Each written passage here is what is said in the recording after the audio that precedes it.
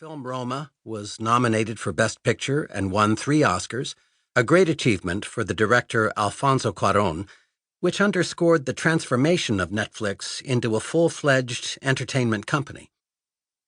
Long ago, we had pivoted from our DVD by mail business to become not just an internet streaming service with over 167 million subscribers in 190 countries, but a major producer of our own TV shows and movies around the world. We had the privilege of working with some of the world's most talented creators, including Shonda Rhimes, Joel and Ethan Cohen, and Martin Scorsese. We had introduced a new way for people to watch and enjoy great stories, which, in its best moments, broke down barriers and enriched lives. I'm often asked, how did this happen? Why could Netflix repeatedly adapt, but Blockbuster could not? That day we went to Dallas, Blockbuster held all the aces. They had the brand, the power, the resources, and the vision. Blockbuster had us beat, hands down. It was not obvious at the time, even to me, but we had one thing that Blockbuster did not: a culture that valued people over process, emphasized innovation over efficiency, and had very few controls. Our culture, which focused on achieving top performance with talent density and leading employees with context, not control, has allowed us to continually grow and change as the world and our members' needs have likewise morphed around us. Netflix is different. We have a culture where no rules rules. Netflix culture is weird. Erin Meyer. Corporate culture can be a mushy marshland of vague language and incomplete, ambiguous definitions. What's worse, company values, as articulated, rarely match the way people behave in reality.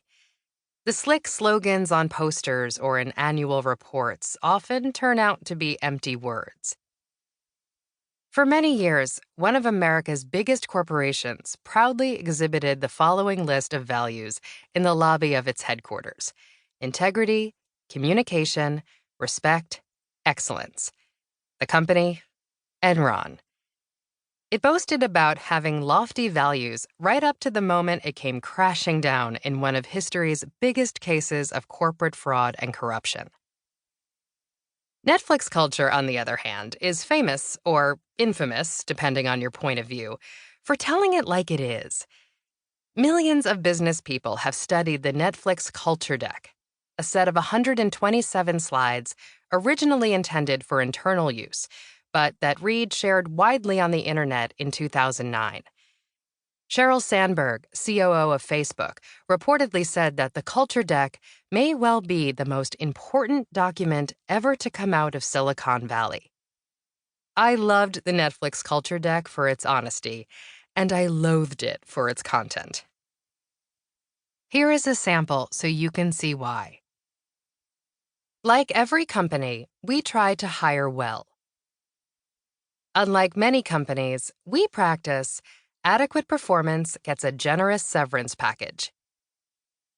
The other people should get a generous severance now, so we can open a slot to try to find a star for that role. The keeper test managers use, which of my people, if they told me they were leaving for a similar job at a peer company, would I fight hard to keep at Netflix? Quite apart from the question of whether it is ethical to fire hardworking employees who don't manage to do extraordinary work, these slides struck me as pure bad management. They violate the principle that Harvard Business School professor Amy Edmondson calls psychological safety. In her 2018 book, The Fearless Organization, she explains that if you want to encourage innovation, you should develop an environment where people feel safe to dream, speak up, and take risks. The safer the atmosphere, the more innovation you will have. Apparently, no one at Netflix read that book. Seek to hire the very best and then inject fear into your talented employees by telling them they'll be thrown back out onto the generous severance scrap heap if they don't excel